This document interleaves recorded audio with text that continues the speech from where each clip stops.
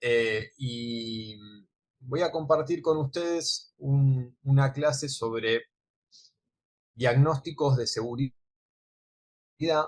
en entornos de complejidad. ¿Qué quiero decir con esto? Lo que quiero decir es que nosotros vivimos en sociedades muy complejas desde todo punto de vista.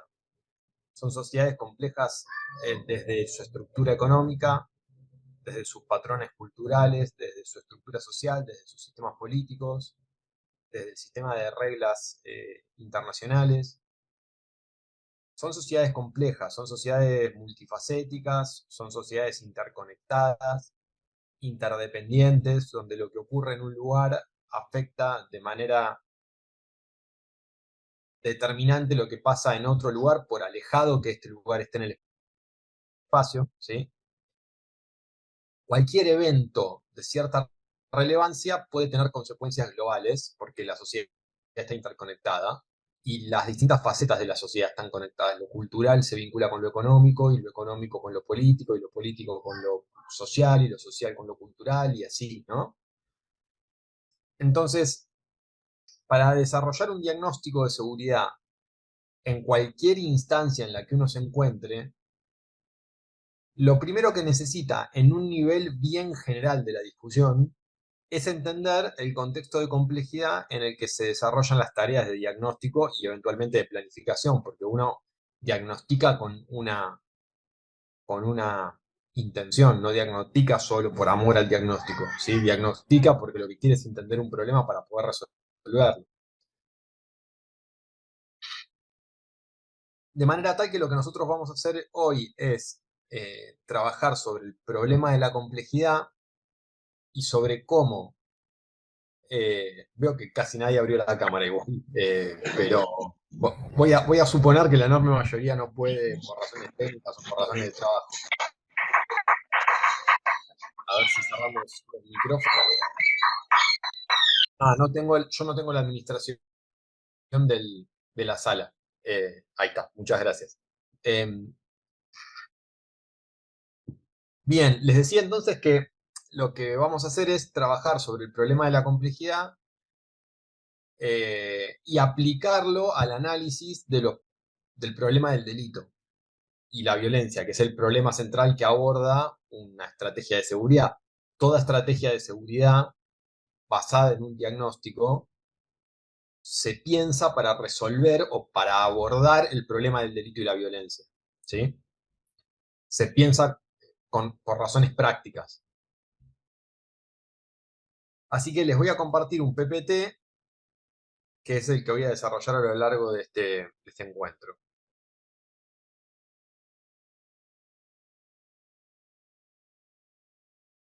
A ver,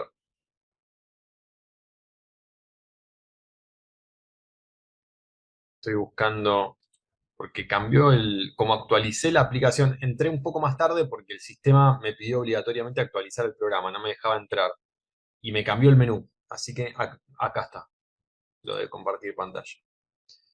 Bien, ahí está.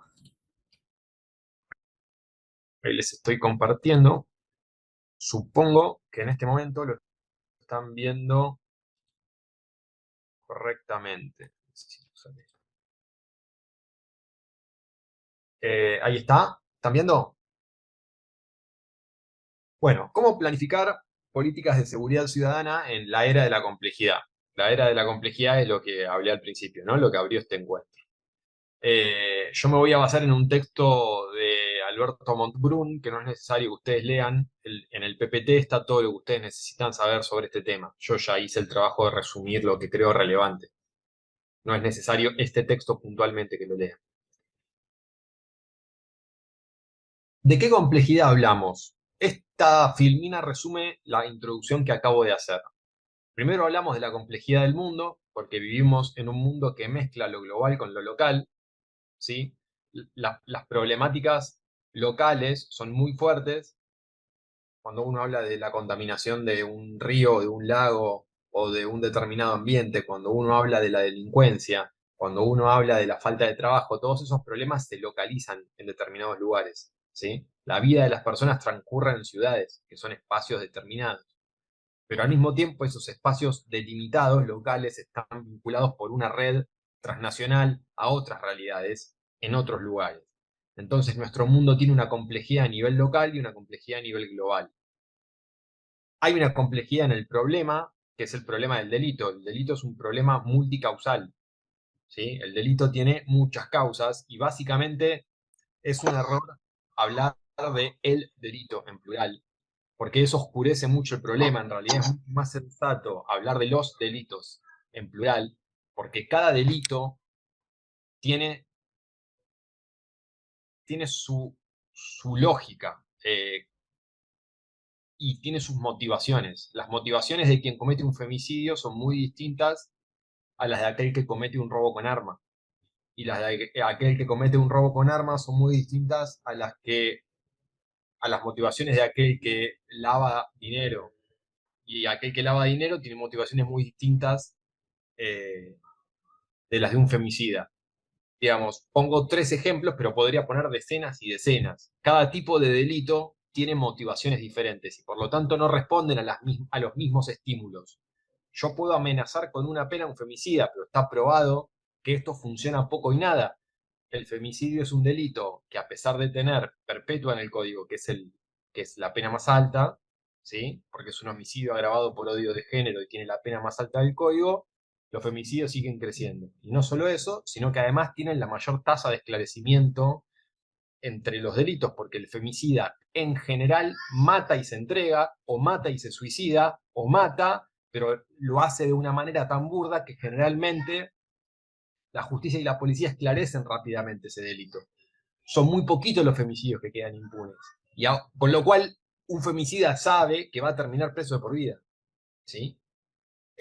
Y aún así el femicidio se comete. Vale decir que la amenaza de la pena surte poco efecto para quien quiere cometer un delito por odio de género. ¿Sí?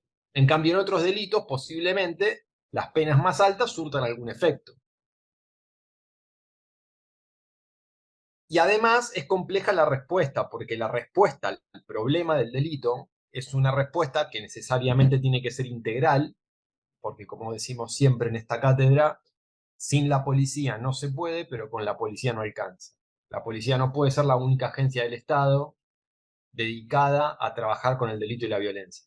Trabaja con un aspecto del delito y la violencia. Tiene que ser multiagencial, lo que significa que la respuesta al delito tiene que contemplar muchas dimensiones, por eso es integral, y muchas agencias estatales, por eso es multiagencial.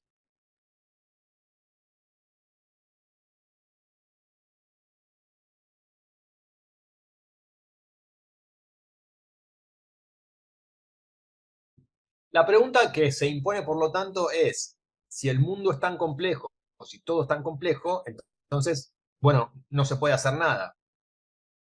Nosotros no creemos en esa respuesta.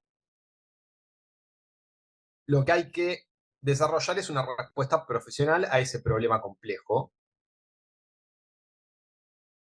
y hay que saber por dónde empezar. Quizás una forma de empezar a analizar este problema sea la división en dimensiones que ofrece von Brun y otros, que son los autores del artículo que estoy utilizando, ¿no? Que propone analizar la realidad en tres dimensiones o en tres niveles. Primero, el nivel de los hechos o de los síntomas, de aquello que se expresa. En la medicina se habla de signos y síntomas. El signo es lo que el médico ve y el síntoma es lo que el paciente dice que siente. Las dos cosas son relevantes, ¿sí? Pero es lo que se ve o lo que dice que se ve. Entonces hay un primer nivel que es el nivel de los hechos.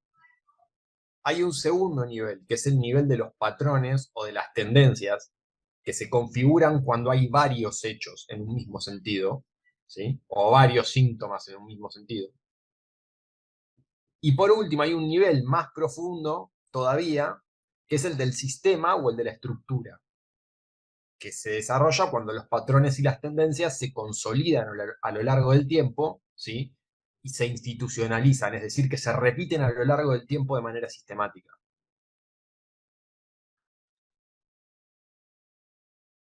Esta pirámide lo que expresa es el nivel de profundidad de cada uno de estos niveles. La superficie, la punta del triángulo, la punta de la montaña, es el síntoma o el hecho.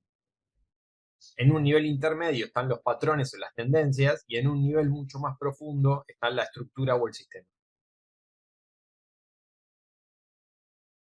Esta filmina amplía lo que yo les acabo de decir, define cada uno de estos niveles. Los hechos o los síntomas son lo urgente, lo evidente, lo obvio, lo fáctico, ¿sí? Lo importante frente a esto es la rapidez de la respuesta. Se percibe inmediatamente a través de los sentidos. Vemos, escuchamos, ¿sí? El síntoma genera una preocupación inmediata, y buena parte de la rutina policial en muchos países, y en especial en América Latina, se basa en responder a los hechos. Cuando uno trabaja sobre la actividad de la policía, lo primero que tiene en mente es prevenir esos hechos, esos síntomas. Sin embargo, difícilmente con esto alcance para tener un abordaje eficiente del problema. Uno tiene que ir hacia un nivel más profundo de análisis, que es el de los patrones o el de las tendencias, ¿sí? Este es el nivel del operador de calle. El operador de calle opera sobre el síntoma. Si uno ve un robo, si uno observa un determinado delito o un desorden público, interviene. Porque es evidente, porque es obvio, porque es fáctico, porque lo percibo por los sentidos, lo veo, lo escucho, ¿sí? Sobre esto interviene el operador. Ahora, este nivel es un nivel en el que tienen que intervenir los tomadores de decisiones y los formuladores de políticas. La conducción policial o la conducción política de la seguridad.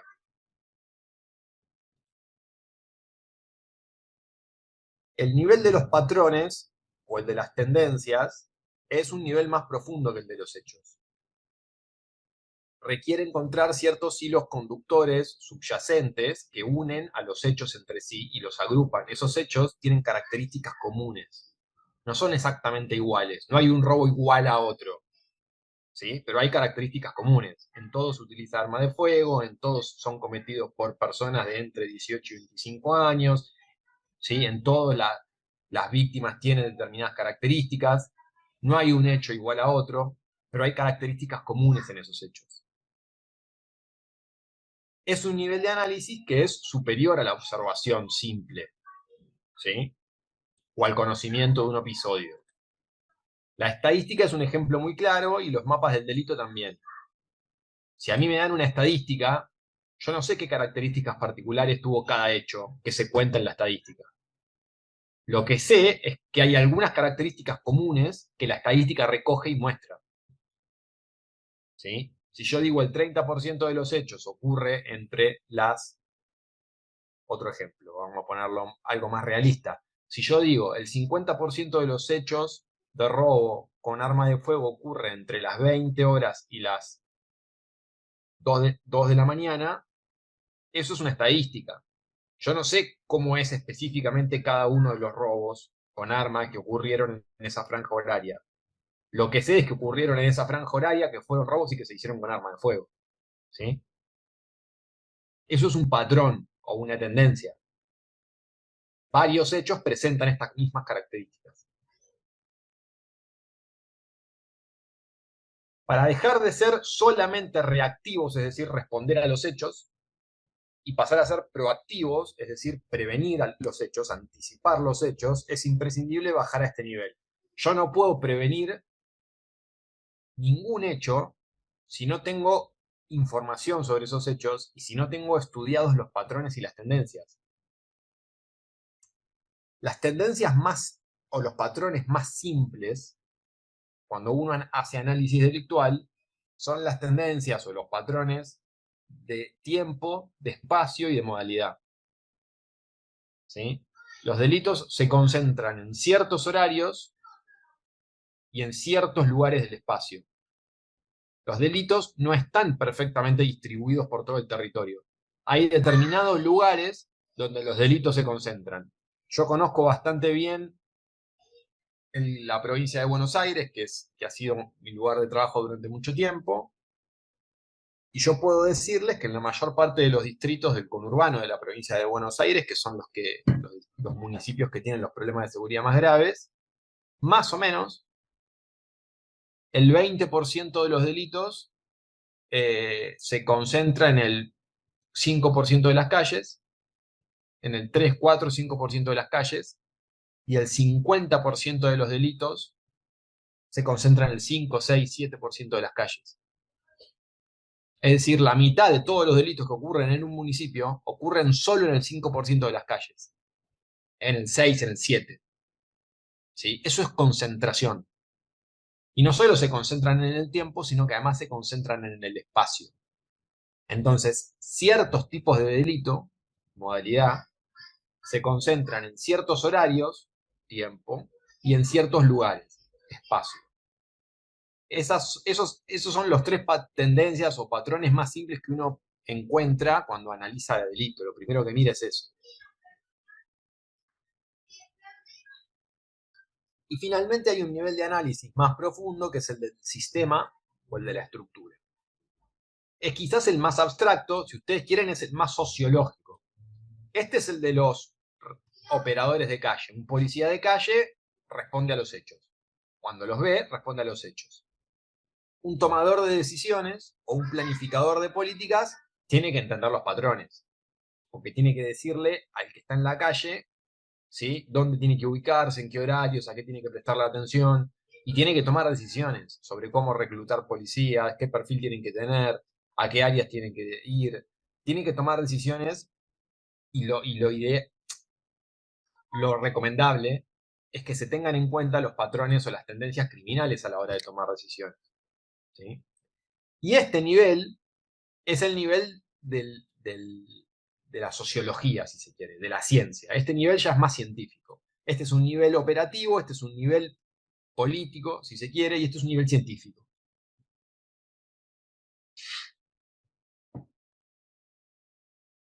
Es el más profundo y el más abstracto, pero también es el más importante porque es el que permite entender con más claridad. Permite identificar el sistema que está funcionando para producir los delitos que vemos. ¿Sí? Identifica cuáles son los factores que están determinando el problema y cómo se vinculan entre sí. Si uno va a formular políticas públicas, la sociología o el estudio del delito debieran nutrir de conocimiento a la formulación de políticas. Busca la explicación estructural del mecanismo que genera violencia de género, que genera robo de autos, que genera lavado de dinero o cualquier delito que sea que estemos estudiando. Entonces, el nivel de los hechos o de los síntomas, ¿sí?, es terreno del policiamiento reactivo. Cuando un ciudadano llama al 911, ese es el síntoma. La policía reacciona. ¿Sí? Este es el terreno de la prevención estratégica y del análisis criminal. ¿Sí? El análisis criminal se hace tanto sobre el delito complejo como sobre el delito más simple.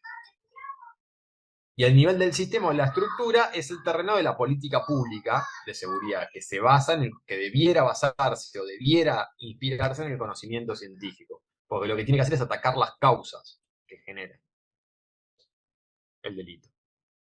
Entonces vamos a poner a continuación un ejemplo de cada uno de estos niveles. ¿Sí? Vamos a pararnos en el nivel de los hechos. Este es el nivel en el cual habitualmente la gente discute sobre seguridad.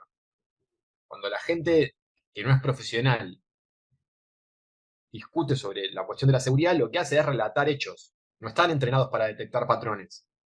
¿Sí? La gente cuenta lo que le pasó.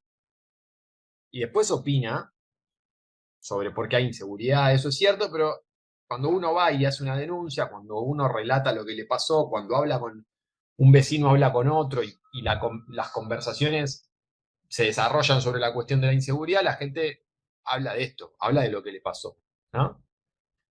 Entonces yo tengo una persona que dice, esta situación es inaguantable, me pusieron un revólver en la cabeza, ¿entendés? ¿Entendés lo que es eso? No se puede vivir, pleno mediodía, no había nadie en la calle, me encaró de una y me dijo, bajate o te mato, se llevó el auto así como estaba. Nuevo el auto, nuevo, no le hice ni 100 kilómetros. No te puedo explicar la bronca que tengo. Acá estamos en el nivel de los hechos, ¿sí? Hay una persona que está relatando. Mi hermano pasó un momento espantoso, lo abordaron 3 delincuentes armados cuando salía de su casa con la camioneta que usa para el trabajo. Lleva máquinas de un lado a otro, fue alrededor de las 22 horas. No había nadie en la calle. La casa está lejos de la avenida Siempre Viva y ahí está súper iluminado, pero el barrio no. Era de noche y no se veía nada. Seguimos en el nivel de los hechos. La persona narra lo que ve y lo que escucha. Me robaron el auto ayer, un calvario. La verdad, horrible. La sensación espantosa. Dejé el auto estacionado cerca de la estación, tomé el tren para ir a trabajar y cuando volví no estaba más. Pensé que me había equivocado, pero no, lo dejé ahí. Obviamente no tiene rastreo satelital, es un auto viejito. Lo uso para ir de mi casa a la estación, que está como a 30 cuadras. Francamente, no entiendo nada, a plena luz del día, lleno de negocios, nadie vio nada. Seguimos en el nivel de los hechos. Lo que tenemos acá son 3 hechos de ¿qué? De robo automotor. ¿Sí? Ahora, si yo quiero avanzar del nivel de los hechos al nivel de los patrones, acá tengo un montón de información, ¿sí? Que un ojo entrenado debiera poder ver. Entonces, pasemos al nivel del análisis de patrones o de tendencias. Acá lo que tenemos son patrones geográficos. Lo que estos mapas muestran es la concentración de los hechos delictivos en el territorio de la ciudad autónoma de Buenos Aires, de la capital federal, acá, ¿no? La imagen de abajo, esta que estoy señalando ahora, es un mapa de puntos. Cada punto es un evento delictivo. Cada punto es un robo de auto. Esto lo que permite observar es el espacio en el que se concentra el delito. Este mapa de calor que está acá es exactamente el mismo mapa de puntos, pero traducido a calor. ¿Sí? Donde hay más puntos es más rojo, donde hay menos puntos es más celeste. ¿Sí? En, aquí hay un software que agrupa los puntos y los convierte en manchas. Este es el famoso mapa del delito, deben haber visto mucho de esto. ¿Sí?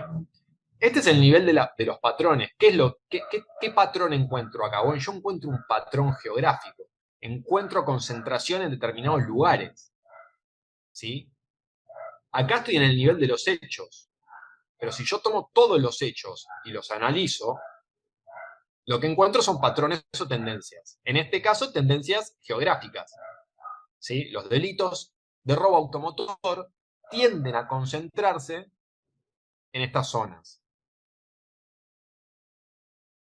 Pero también puedo tener patrones temporales. Por ejemplo, este cuadro estadístico lo que muestra es la evolución del delito de sustracción automotor. Entonces, lo que vemos acá es está un poco chiquito esto, lo voy a agrandar. La flecha verde es un año y la azul es el otro. 2019 es la verde, ¿sí? Y 2020 es la azul. Voy a agrandar un poquito para que lo vean mejor, ¿sí? Yo lo que tengo es que el delito de robo automotor no es necesariamente el mismo a lo largo de todo el año. Hay momentos del año en los cuales baja y momentos en los cuales sube. Hay momentos en los cuales es mayor o momentos en los cuales es peor. ¿Sí? Entonces no solo hay tendencias geográficas, también hay tendencias temporales. En este caso, fíjense ustedes que se corrobora un fenómeno que se vivió en todos lados. El fenómeno de la cuarentena, del ASPO, que es el aislamiento preventivo que hubo durante la pandemia, como respuesta sanitaria a la pandemia, lo que hizo fue provocar que los delitos bajen. Lo cual da cuenta de que el delito sigue al movimiento, ¿no? Donde hay movimiento hay oportunidades delictivas. Donde hay oportunidades delictivas hay delito. ¿Sí? Lo que hizo la cuarentena fue reducir las oportunidades, porque nadie estaba en la calle. ¿Sí? Muy poca gente estaba en la calle, muy pocos autos salían de sus cocheras o de las puertas de sus casas. Las ciudades quedaron inmóviles en general, ¿sí? Y la falta de movimiento redujo las oportunidades. Al reducir las oportunidades, se redujeron los delitos. Fíjense cómo el robo automotor se cae en picada. Y cuando la cuarentena empieza a aflojar, el delito automotor vuelve a subir, pero nunca no vuelve a los niveles anteriores. ¿Sí? Ahora, esto es a lo largo del año. Otra información temporal importante es cómo se distribuyen los delitos a lo largo de las horas del día. Esto que ustedes tienen acá es un data clock. Yo no les voy a decir de qué municipio es un municipio de la provincia de Buenos Aires, pero lo que muestra es la cantidad de delitos que se concentran en cada hora de cada día.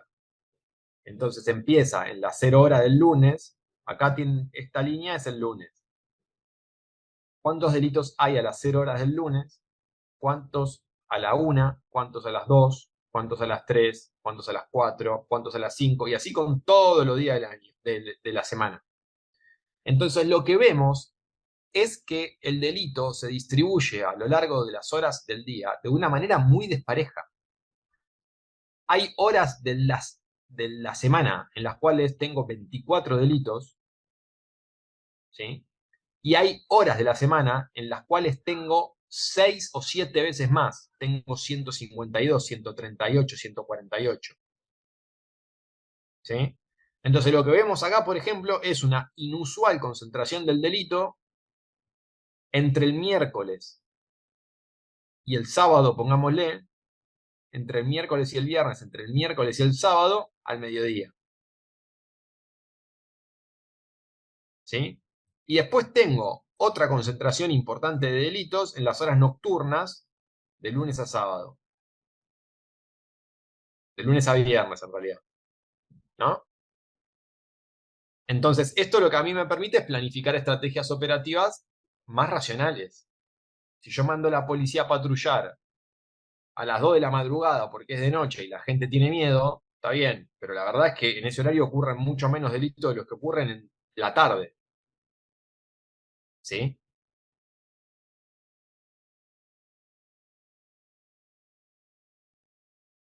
Ahora, además de los patrones geográficos, temporales, también tengo los patrones, el patrón de modo. Entonces, sigo con el ejemplo del delito de robo automotor. Lo que estamos haciendo es aplicar estos 3 niveles de análisis al caso del robo automotor. Si yo analizo el modo, ¿sí? Encuentro algunas cosas. Por ejemplo, que no todos los autos se roban por igual. La imagen de abajo indica las marcas de autos más robadas en la Argentina, según una nota periodística del año 2017. Todo lo que hay acá es información pública, por eso lo puse. ¿Sí? No hay nada que sea información reservada. Si uno mira esta estadística, lo que observa es un patrón. Los autos más robados no son los autos más caros, son los autos más económicos. ¿Sí? Eso es un patrón de modo. El modo es el cómo. ¿Cómo ocurre el delito de robo automotor? Ya sé que ocurre en determinados lugares, ya sé que ocurre en determinadas franjas horarias, y con esto tengo un dato sobre cómo ocurre. ¿Sí? Ocurre concentrándose sobre todo en modelos de auto más económicos. Uno podría ensayar una explicación, por ejemplo.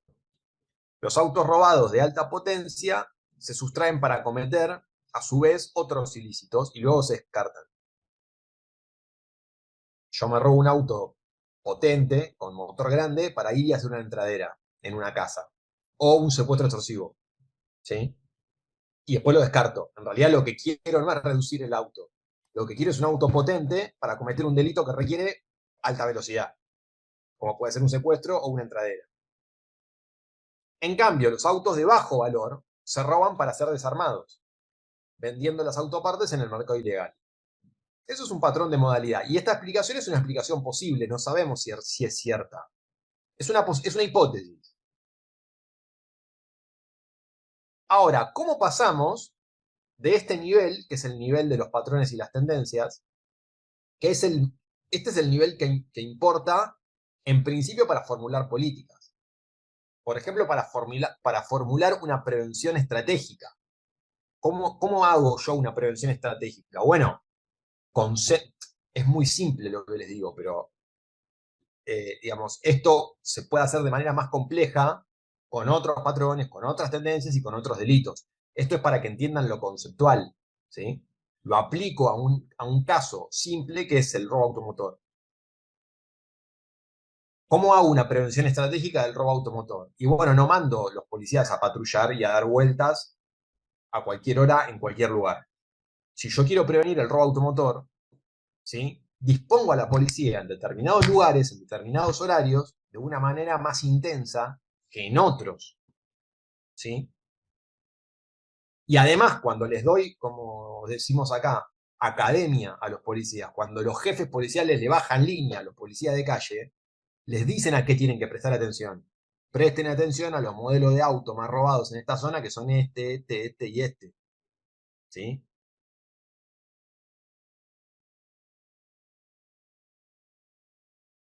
Ahora, yo también podría llevar esto a un nivel de análisis incluso más profundo y entender la dinámica del mercado criminal. Y acá les pongo un ejemplo.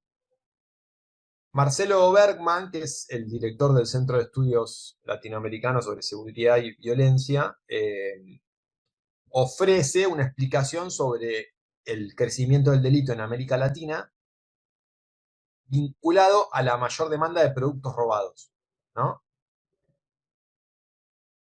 Él lo que dice es lo siguiente, Bergman ofrece una explicación. Él dice, los deciles 1, 2 y 3, ¿qué son los deciles 1, 2 y 3? Es la franja más pobre de la población. Si un decil es la décima parte. Si yo divido a la sociedad en 10 escalones, del más rico al más pobre, ¿sí? Los, eh, los deciles 1, 2 y 3 son los más pobres.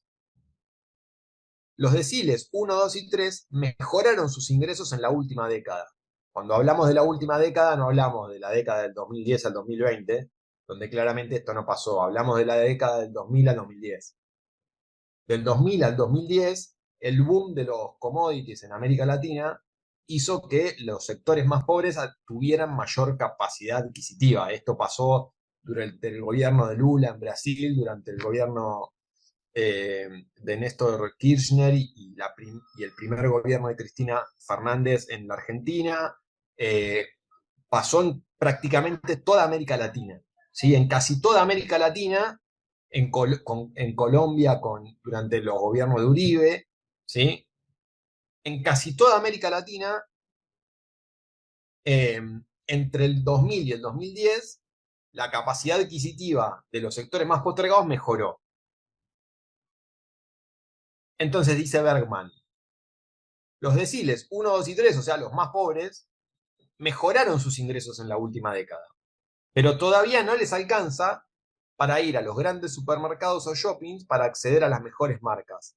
Entonces van a las ferias de robados o a los mercados ilegales.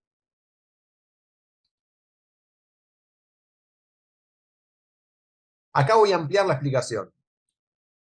El sociólogo Marcelo Bergman, especialista en seguridad ciudadana y mercados criminales, analiza los datos sobre delitos en América Latina y ofrece una explicación posible sobre el mecanismo que podría estar alimentando el crecimiento de ciertos delitos contra la propiedad. Algunos delitos pueden ser analizados en términos económicos, no todos. Por ejemplo, el femicidio suele estar más vinculado a la cultura que a la cuestión económica. Sin embargo, ciertos delitos contra la propiedad, como el robo de celulares, de auto o de combustible, puede explicarse a partir de ciertas lógicas de mercado. ¿Por qué es importante explicar esto? Porque lo que ocurrió durante el 2000 y el 2010 contradice cierto sentido común de la sociología. La sociología que dice que, que si hay más crecimiento económico, hay menos delito. Que si hay más inclusión laboral, hay menos delito. Que si la capacidad adquisitiva de las personas mejora, hay menos delito. Eso puede ser cierto en determinados contextos para determinados delitos. Pero lo cierto es que en América Latina se corroboró en parte el fenómeno contrario. Hubo algunos delitos que crecieron a pesar de que la economía estaba mejorando. Y eso también puede pasar. En América Latina, durante el llamado auge de los commodities en la primera década del siglo XXI, aumentó el ingreso nacional y el PBI de la región, lo que acabamos de decir. Esto, sumado a gobiernos que se preocuparon por distribuir el ingreso, generó una mejora material de las clases medias y bajas. Eso mejoró las posibilidades de consumo y aumentó la demanda de ciertos productos. No obstante, ciertas condiciones como los altos impuestos o el valor alto de los repuestos o la aparición de dificultades para importar las piezas componentes de esos bienes pueden incentivar el crecimiento de mercados ilegales que venden esos bienes o repuestos a precios más económicos. Un ejemplo típico en la Argentina es el extendido mercado ilegal de venta de cubiertas para autos, ¿no? Es decir, yo puedo estar en un momento en el que la capacidad adquisitiva de las clases medias y bajas mejora. Entonces la gente quiere comprar, por ejemplo, ropa. Pero la ropa tiene muchos impuestos e importar es caro, con lo cual la ropa es muy cara, ¿sí? Y entonces esa gente que ahora tiene un mango para ir a comprar ropa porque la situación económica mejoró, ¿a dónde va? Va a Zara, al shopping, y no porque no le alcanza. Entonces va a la feria. Y en la feria hay un montón de cosas que están por fuera del marco legal. Empresas no registradas, importaciones ilegales, evasión fiscal, pero la gente que tiene un mango va y compra ahí, porque a pesar de que su situación mejoró, no le conviene ir a comprar a otro lugar. Algo similar puede pasar con los repuestos o con las cubiertas de los autos. ¿Sí? Mi situación económica mejora. Entonces yo me puedo comprar un auto como los que tengo, como los que hay acá. Un auto de este tipo, accesible. ¿Sí? Pero cuando necesito hacerle el primer service, le voy a cambiar el filtro de aceite o le tengo que cambiar los amortiguadores o tengo que cambiarle las bujías al motor y veo que tienen precios imposibles. ¿Sí? Entonces, si hay un mercado alternativo que ofrece, ¿sí? Mucha gente puede sentirse tentada de ir y comprarlo. El típico caso de las cubiertas es bastante evidente. La gente va a los negocios. ¿Pueden cerrar el micrófono ese que acaban de abrir, por favor? Salvo que quieran hacer una intervención. Ahí está, gracias. Es muy común que la gente vaya a ciertos negocios de autopartes que tienen venta legal y venta ilegal, por eso es muy común. Es muy común que haya negocios que tienen al mismo tiempo venta legal y venta ilegal. ¿Sí? Y entonces la persona que lo atiende le dice, mire, tengo esta cubierta que vale tanto. Y si no, tengo la alternativa, ¿no? Que vale 30 o 40% menos. ¿Sí? Investigaciones han detectado que muchas veces la alternativa es un eufemismo. En realidad son cubiertas producto de la sustracción automotor, que se venden en los mismos negocios que por la otra ventanilla la venden de manera legal. ¿Sí? Entonces, ¿qué hace Bergman? Ofrece una explicación estructural. ¿Sí? La economía mejora. ¿Cuál es el mecanismo causal según Marcelo Bergman? La economía mejora, la capacidad adquisitiva mejora, la demanda aumenta ¿sí? Pero la oferta no es suficiente o es muy cara. Eso genera incentivos para que florezcan mercados ilegales donde se comercializan esos mismos bienes que ahora son más demandados por la mejora del poder adquisitivo. Entonces, al mismo tiempo que la economía mejora, también crecen mercados ilegales. ¿Sí? Eso es una explicación que está en el nivel de la estructura del sistema, porque lo que vos estás haciendo es dar una explicación estructural del problema. Es más, Berman habla sobre América Latina, no sobre una determinada ciudad de la Argentina. ¿Sí? Es más amplia su explicación, es una explicación sociológica. Los mercados criminales crecen porque crece la demanda de ciertos productos que en el mercado legal son de difícil acceso. Y esa demanda es motorizada por la mejora de la situación económica. Eso es una explicación sociológica que está en el nivel de la estructura del sistema, más profundo que el de los patrones o de las tendencias.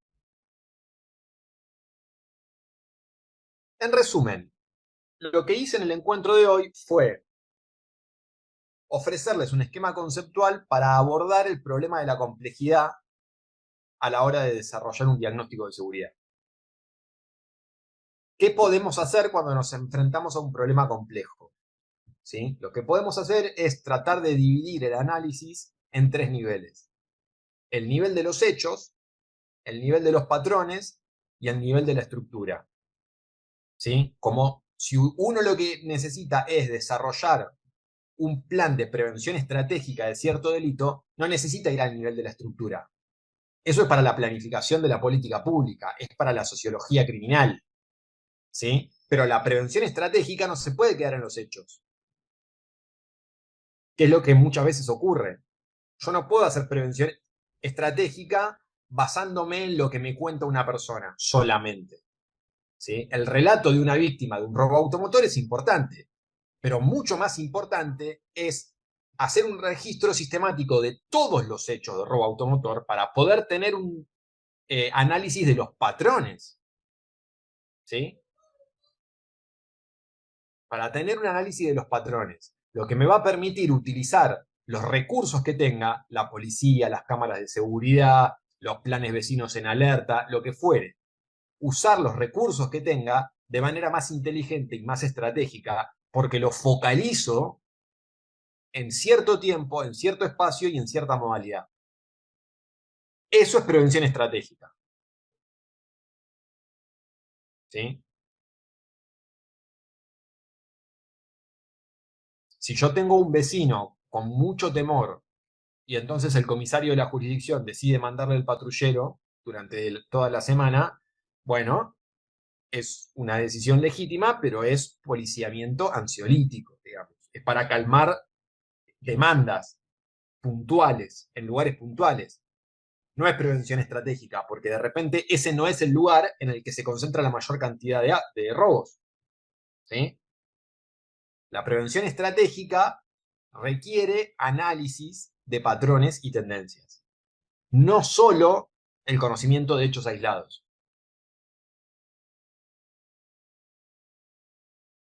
Bueno, no sé si esto ha sido claro, si tienen algún comentario o alguna pregunta, abro esa posibilidad.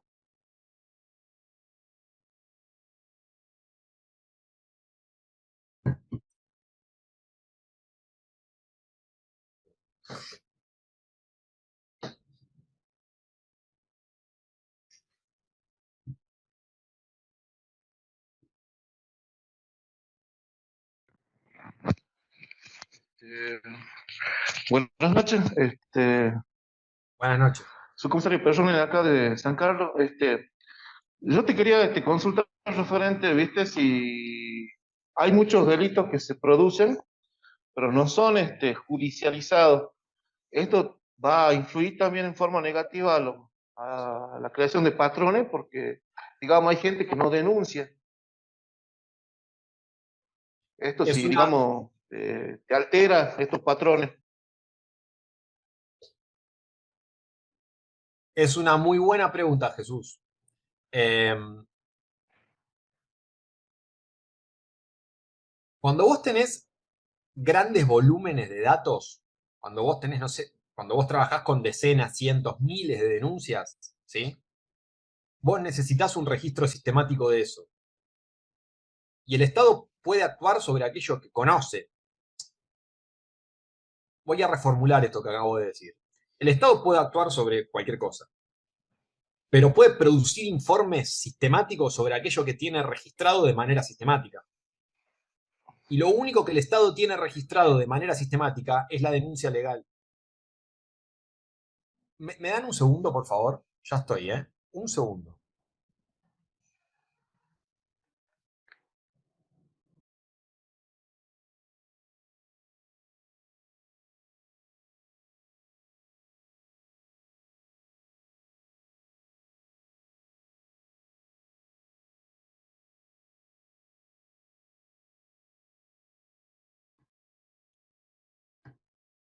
Perdón, ahí está.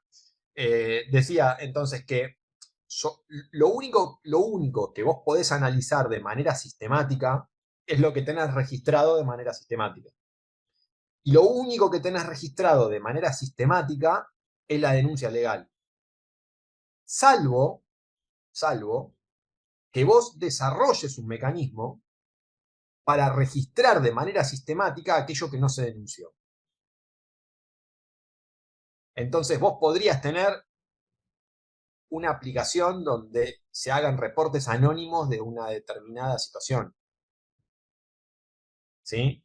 Vos tenés, por ejemplo, el delito de compraventa de estupefacientes. Es un delito que al vecino común le cuesta mucho denunciar, porque generalmente ocurre a la vista de ese vecino en un lugar donde el vecino vive, y es desarrollado por organizaciones que intentan desarrollar cierto control territorial. ¿Sí? Entonces es natural que un vecino cualquiera tenga temor. ¿Qué es lo que se hace muchas veces? Bueno, lo que se hace es desarrollar vías alternativas de denuncia, por ejemplo, de denuncia anónima, donde una persona puede llamar de manera anónima y realizar la denuncia. Bueno, esa denuncia es una denuncia anónima, no es una denuncia registrada dentro del sistema judicial policial. ¿Sí? ¿Eso significa que yo no la puedo analizar sistemáticamente? No, porque de repente puedo tener muchas denuncias anónimas que cuentan el mismo modus operandi, en el mismo horario, en el mismo lugar, con los sujetos de las mismas características. Entonces yo puedo hacer análisis criminal de eso. Tengo que tener en cuenta que puede no ser representativo en términos estadísticos. ¿Sí? Tengo que tener un investigador vivo, ¿sí? También podría inferir que allí están mandando a ciertos vecinos a denunciar y que eso lo está haciendo ocurrir.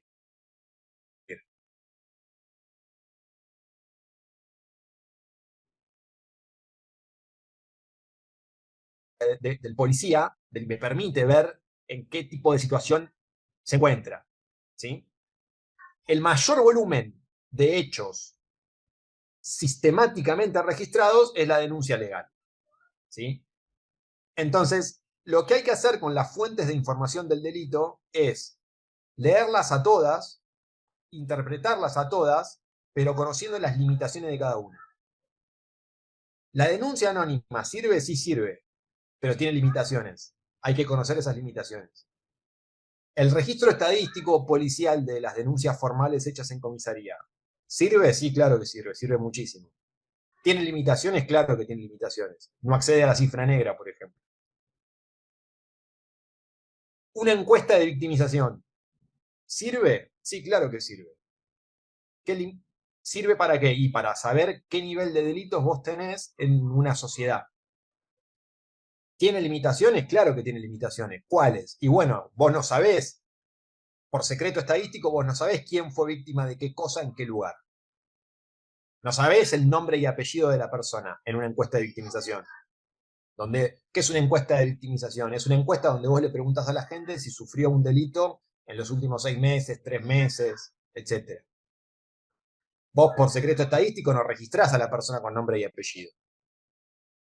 Entonces, la encuesta de victimización, ¿qué te permite? Bueno, te permite acceder a la cifra negra. Entonces te da una idea del volumen completo de delitos que ocurren. ¿Qué es lo que no te permite? Y no te permite acceder a los detalles del delito porque no te da nombre y apellido de la persona que responde, es una encuesta. Entonces, cada fuente de información criminal tiene potencialidades y limitaciones.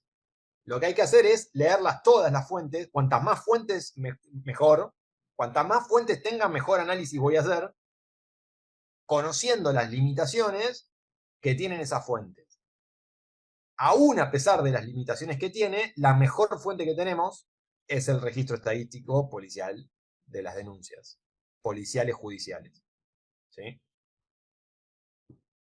Sobre todo para hacer, porque en realidad, ahora con esto termino, porque depende también del tipo de delito. Hay delitos que se subdenuncian, delitos que se sobredenuncian y delitos que se denuncian más o menos en la misma medida que ocurre. El ejemplo típico de la subdenuncia es el hurto. Hurtos ocurren muchísimos que no se denuncian. ¿Sí? Entonces es un delito ampliamente subdenunciado, el hurto. El robo automotor, volviendo al mismo ejemplo, es un delito sobredenunciado. Se denuncia más de lo que ocurre, porque buena parte de lo que se denuncia es fraude, no ocurrió nunca. Entonces, en general, cuando yo miro las estadísticas de robo automotor, sé que se robaron menos autos de lo que la estadística dice que se robaron. Porque lo que la estadística dice que se robó, la denuncia es la suma de los hechos reales más el fraude. Entonces es un delito sobredenunciado. ¿Sí? Y el homicidio en general es un delito que se denuncia en la misma medida que ocurre. Digo, fallecido más, fallecido menos. En general, el Estado argentino registra todas las personas que mueren de muerte violenta. ¿Sí? Incluso si una persona desaparece y no se la encuentra, legalmente a partir de un momento se la da por muerta. Entonces, el homicidio es un delito que refleja bastante bien la realidad. ¿Sí? Es muy excepcional que haya un homicidio que el Estado no registre. En general, el Estado registra las muertes violentas. O lo hace a través del sistema de salud, cuando entran al hospital con un disparo, o lo hace a través del sistema de justicia, o lo hace a través del sistema policial. Pero en líneas generales, el Estado registra los homicidios. ¿Sí? Entonces, ese delito se registra más o menos en la misma medida en que ocurre. De manera tal que, si vos lo que tenés es un delito que se registra razonablemente bien, vos tenés buena fuente de información usando la estadística oficial. En otros delitos tenés más limitaciones, pero aún así es lo más sistemático que tenemos registrado y por lo tanto es lo que tiene sentido producir en términos de análisis criminal. Tiene sentido mirar esos números.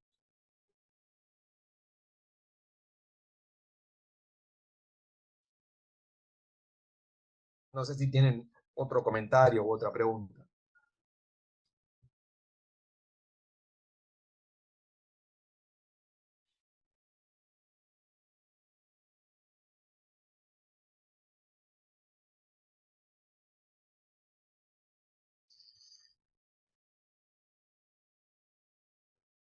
Disculpe, buenas noches. Le habla Sí, René Torrico. Soy de la penitenciaría.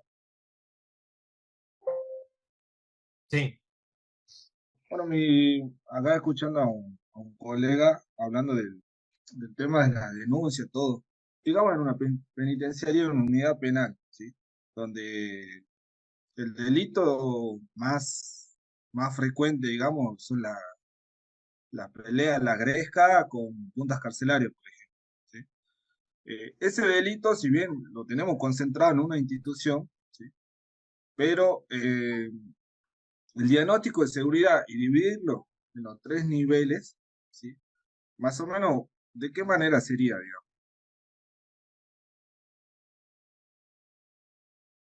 bueno, es interesante la pregunta que haces porque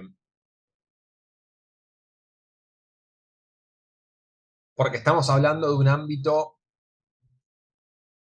mucho más específico que la sociedad en su conjunto, ¿sí? Y que tiene sus especificidades.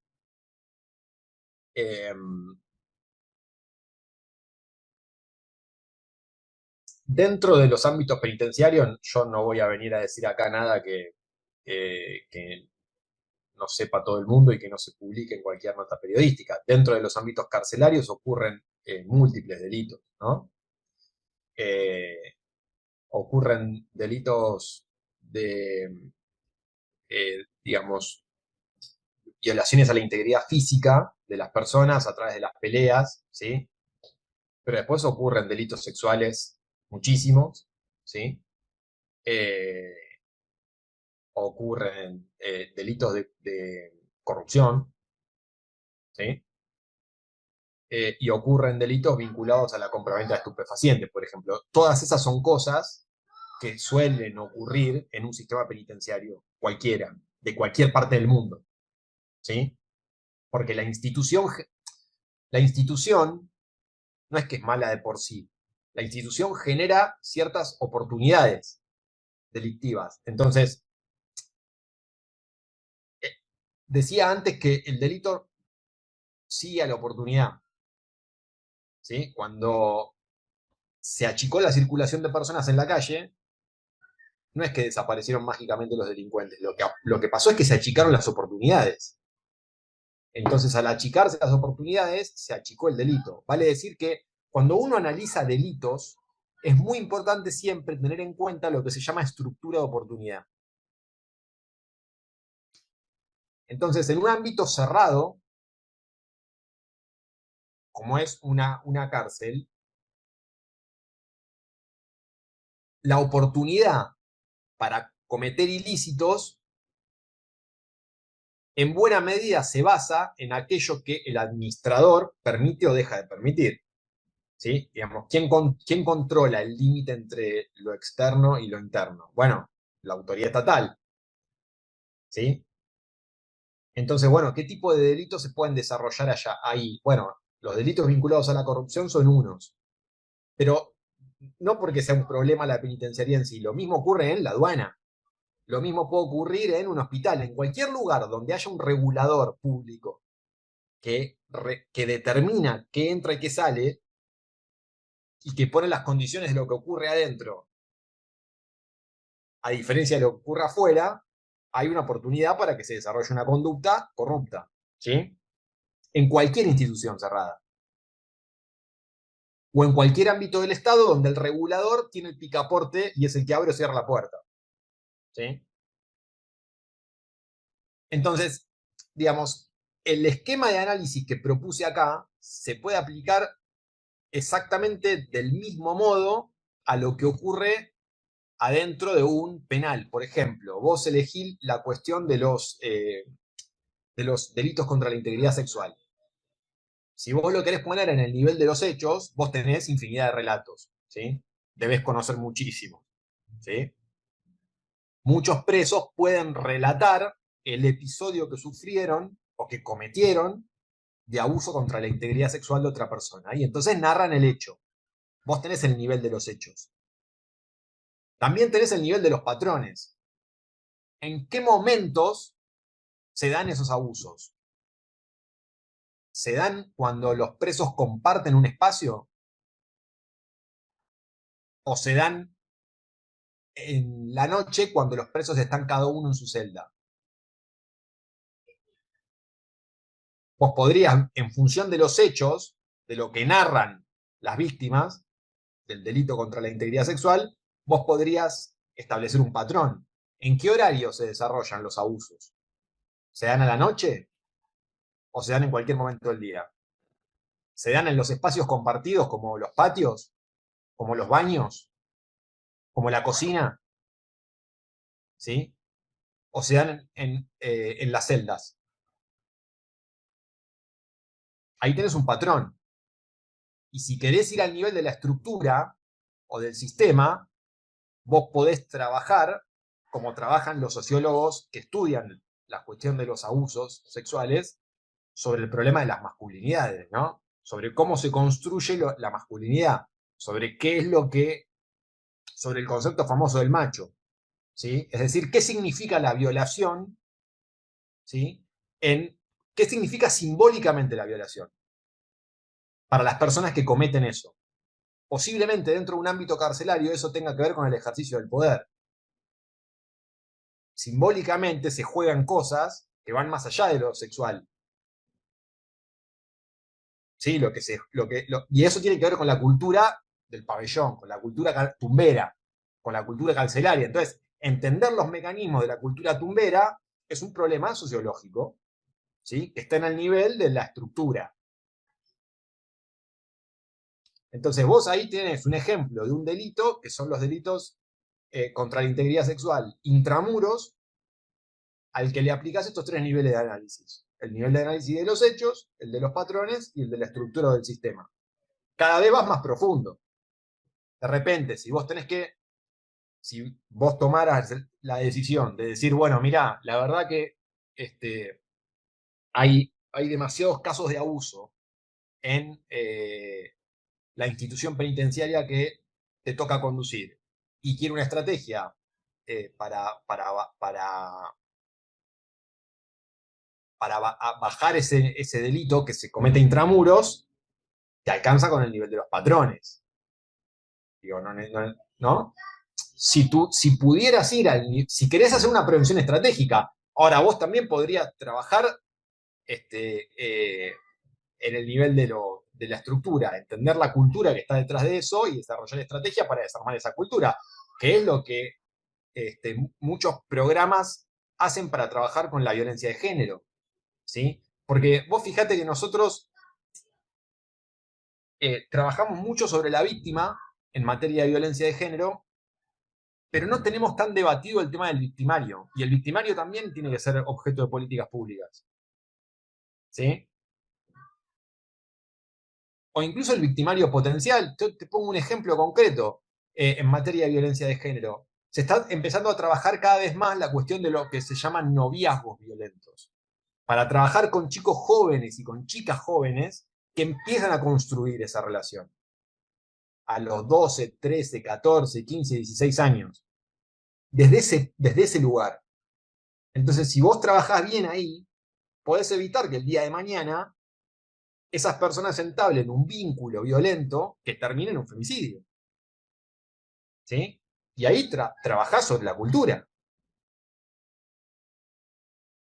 Bueno, no sé si fue claro, pero lo podés aplicar perfectamente a cualquier delito, ocurra intramuros o ocurra afuera. ¿Sí?